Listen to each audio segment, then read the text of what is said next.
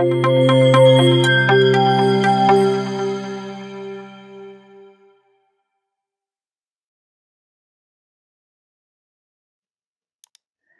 your model has polygroups, you can use the borders between polygroups to create all kind of different effects. It can be hard to describe, so let's just demonstrate it instead. Okay, so we have the soldier, and what I will do is that I will just press shift and click on the soldier itself, so it will hide all the subtools except for this one, and I will click on the eye over here. So I am now in the isolation mode, as I can only see my soldier here. And if I will turn on my wireframe, shift F, so you can see this is made out of different polygroups here. If we go to the geometry now, and under the geometry you will see there is an option which is called edge loop, and here is the section where we'll be working on our edge loop using the polygroups here.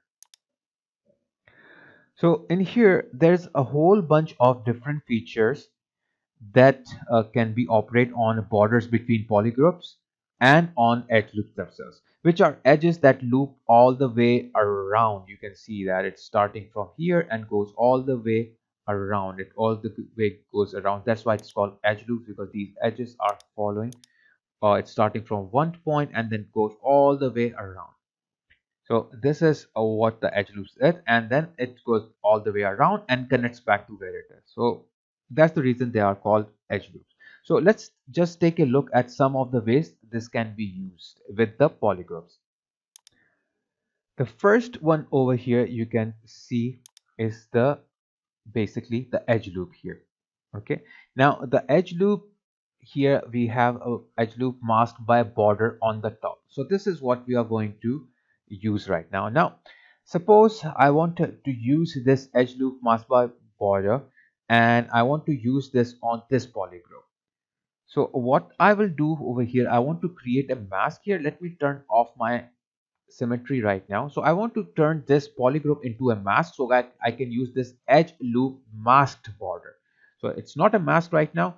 So to convert it into a mask, I have to go to my gizmo. I will press my W here so that I will be in my gizmo mode. Then I will press Control over here, okay, and click on this. You can say my polygroup here. As soon as I will click on this one, this will be it will be masked but inverted. So I will go back to my drawing mode by pressing Q, and I will press Control and click anywhere in the open space, so it will invert the mask. And now you can see this is inside the mask. Now I can easily apply this edge loop mask border. Now just see this border over here, and just keep in mind how it looks like right now, the border of this mask area, this on this polygroup, and what will happen if I will apply this one.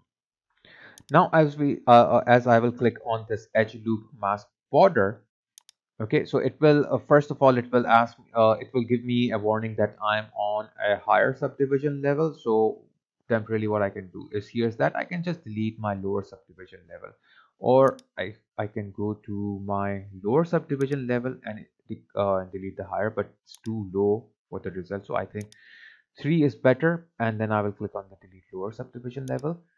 And now what I will do here is that now I will click on this edge loop masked border. So as soon I will click on this, and you will notice that what it is, it made some more edge loops here. So you can see there is this edge loop here, and this is additional edge loop here. So before it was like this, and after it is like this.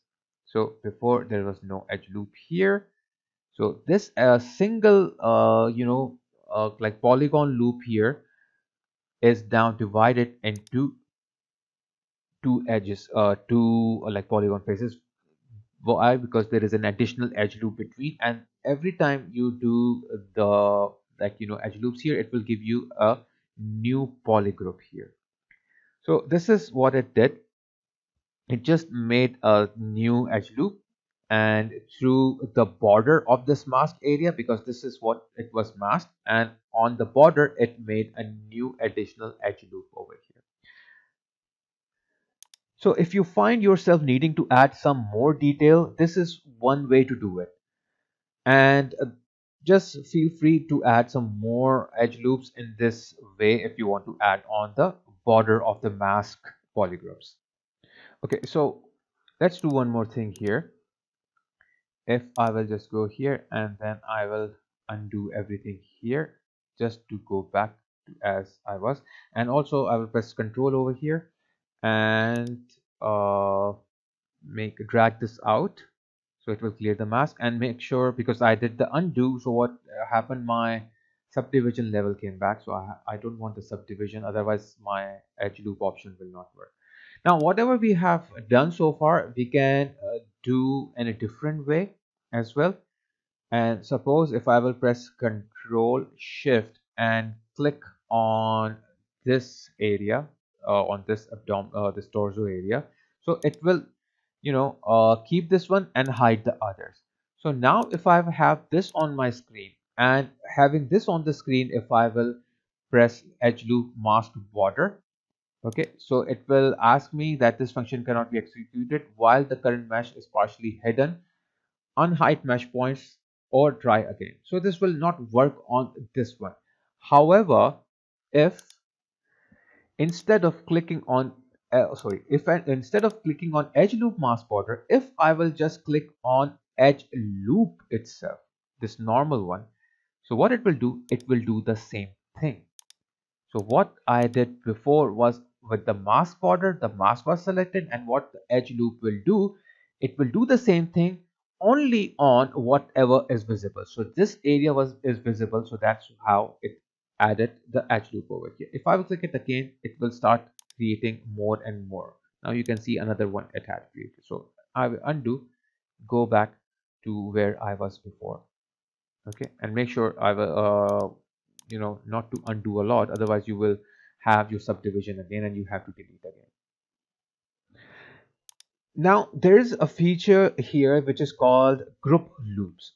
So what it does, that it takes all the groups over here, and then after that what it usually do, it creates a new loop around all these groups on the border of each group.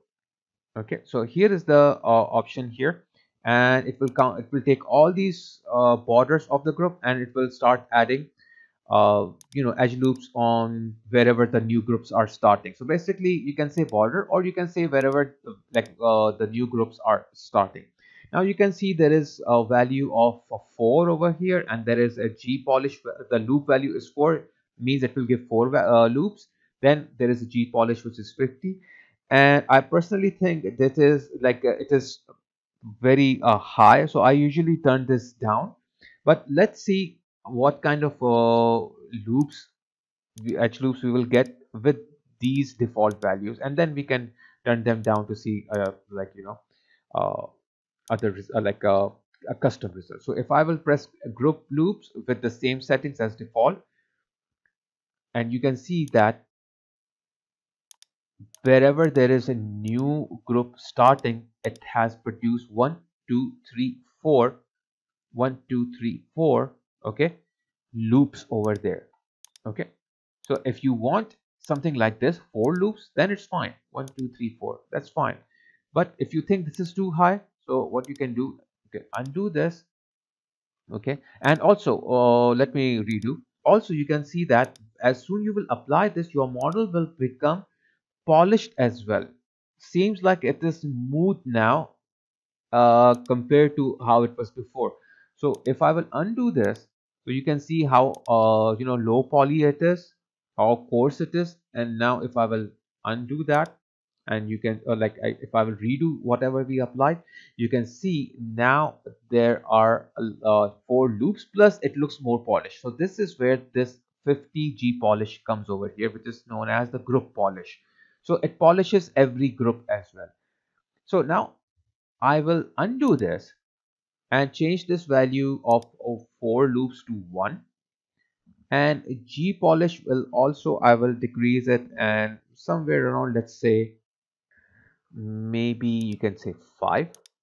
So later on we can also change, but we have to bring it down bring down the polish, so it doesn't actually change the geometry much than it is like as an or like more than the original one. I don't want much more difference between this one and original one. So one loop and five like value for the group polish, groups loop polish. And now I will press on the group loops here. Now if you will see that it's not too polished as well, and you can see only one edge loop between each new group where it is starting. Okay, so this is how you will get the result out of this.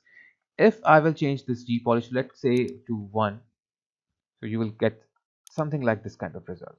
Okay, and if I will crank this all the way up maybe to 81 or something and then press this, so you can see you will have this sort of result here. Okay, and if you are going back to 50, but if you will click this button here, this circle, and let's undo this and then reapply this group polish, so you will see this result. So whatever suits you, you can apply that, but I usually keep this a little lower, like 5 around, undo and then redo this. So this is quite good for me. So play with it and see what suits best for you. So with this, what you can do is that you can just isolate any one of the edge you want, okay, edge loop you want, and you can do something interesting with that. Okay, like suppose I want, just press Control Shift and click on this edge loop, and I can do something, a different kind of change over here. Maybe I will apply more. Uh, Let me press my X for the symmetry, and I can give it a little bit more push here. And once I'm happy with this, I can press Control Shift and click over here and drag over here, so get it back. So this is this kind of result I can get. So if you want to do something like this, it's totally up to you, but I don't want this harsh result, so let's go back here. Now the next thing here which I want to show you is the panel loops. For that, I will just go to my subtool and press Shift and click on this eye of the soldier once, and then again. So I will come out of the isolation mode. Now I will go to the vest here, okay, and press Shift and click on the eye of the vest to go to the isolation mode, and then click on the eye here. So this is will be in the isolation, and you can see this vest right now is divided into two polygroups here, because for the panel loops, it should be divided into different polygroups. If you don't have polygroups, it will not work the way you want it. So I will go back to my edge loop in the geometry, and here is the panel loop here, which I will apply now. So before applying, let me just give you a brief intro about this, what for what I use this actually. Uh, I use this panel loop a lot, okay, because I really like this one, as it is the part of the edge loop feature that I use most, because this is really good for adding thickness to the objects. So if you want to add thickness, already this object have a bit thickness here, but if you want to increase more thickness, so for that purpose also you can use this. So let's see here what we can do. So first thing first, there should not be any subdivision level. So I will go to my geometry here. I will delete all the lower one. And instead of adding subdivision here, I will give it a dynamic subdivision. So it will be just a preview. So I will press D on my keyboard and I will, yes, turn it on. Okay, or always yes. And I can, press uh, D couple of times to increase this one. Okay, or you can increase the from here as well if you want. So I will just increase it. I think 2 is enough here. Now back to the edge loop. Now here I will turn off my, now you can, like you already know that like there are two polygroups here. Now I will press Shift F here so that my wireframe will be turned off, and now I will press the panel loop option over here. As soon I will press the panel loops option, so you will see that there is a thickness over here, and at the same time there is a panel between that two subdivision, that two polygroups here. So we have one at the back and we have one in the front. So we have this which is called a panel division, and this is just because we had, if I will turn this on, two you can say polygroups over here. So this is useful if you have something like a mechanical or a hard surface based, like a vehicle, mobile phone or something, which have, when two parts are meeting each other, so there is a panel line over there. So you can use these panel lines for that purposes. So what you could do is define polygroups wherever you want different panels, and then you can use this panel loops. And so wherever they will find a different polygroup, it will automatically create a panel, a loop over there. So which I find very useful over here. And people use this all the time to create things like robots, Macs, and all those like mechanical items and over here. Now, what if you want to give this shirt thickness, but you don't want to have this split over here? So what we can do here is that to remove this middle split and only keeping the thickness of the shirt, so you can convert this shirt into one polygroup. And I will do that. First of all, I will press Shift F to get this, okay, and undo to go back to normal, and then I will press Control W so I can have one polygroup over here. Now let me give a little bit thickness to this shirt to around 0.5 maybe, and then, as you know, we don't have that group over here, the polygroup is all single polygroup. Now when I will press panel loop, so it will only increase the thickness and there will be no split because there is no polygroup here, so it will not find any division for that panel loop. And plus, what else I can do, I can polish this up. Once I will get thickness, I want it to be a little polished or a little less polished, it's up to you.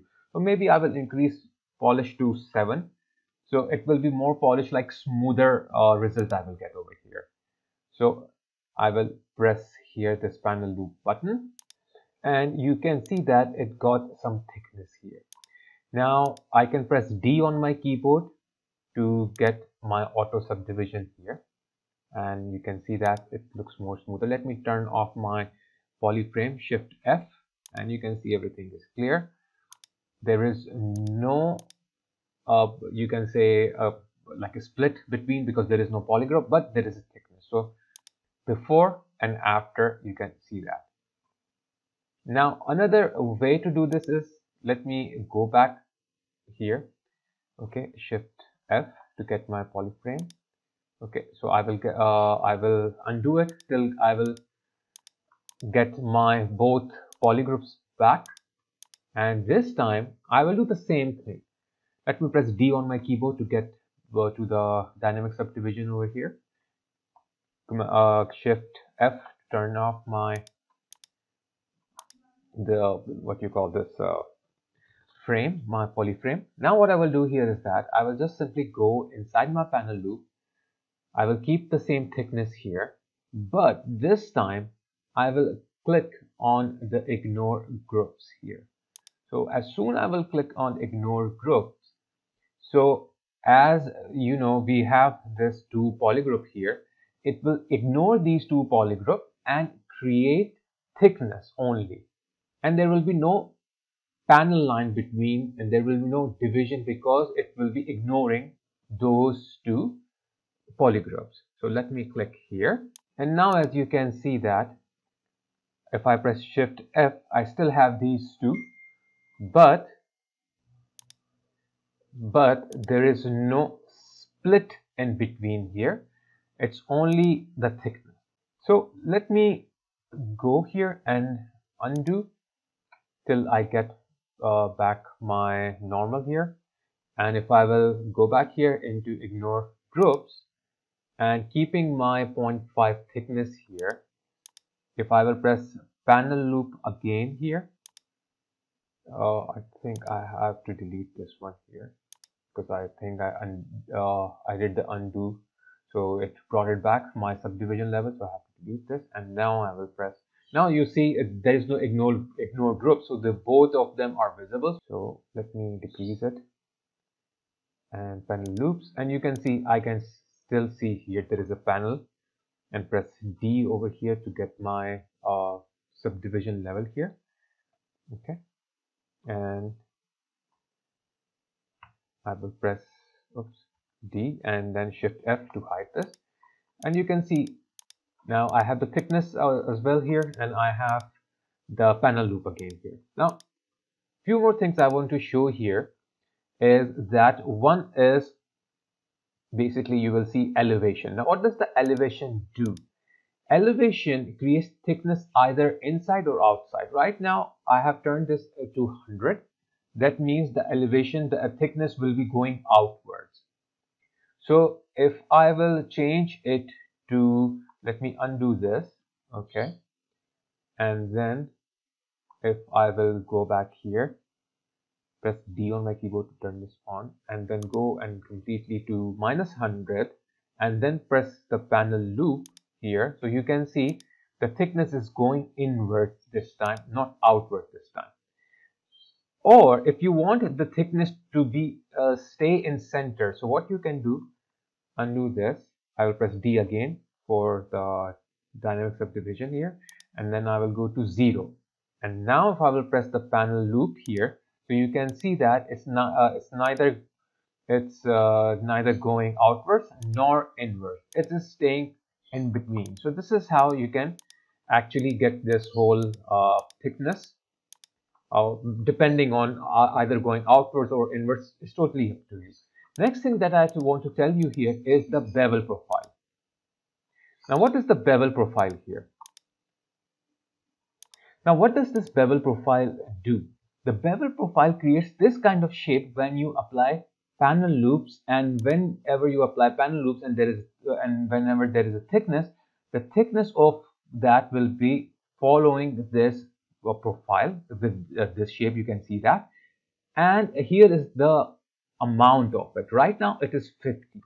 What if I press undo here and increase it to something around 100, press D again to get my dynamic subdivision here, okay, and then if I will click on panel loop, and you can see that it is more stronger now. Okay, now if I will press undo again and lower down this bevel value and just press D on my keyboard again for my dynamic subdivision, press panel loop, and you can see that there is almost no bevel profile here. So let me show you how I got it before that.